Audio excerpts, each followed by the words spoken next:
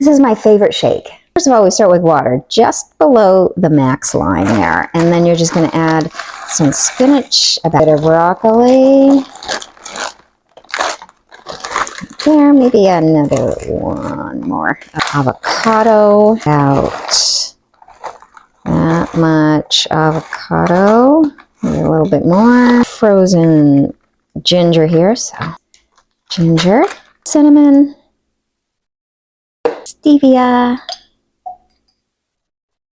a teaspoon of matcha tea, some hemp seed for protein, lime juice, and a little Himalayan salt.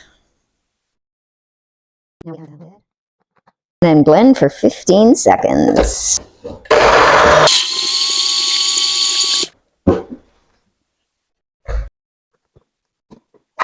And that's it. My favorite protein shake.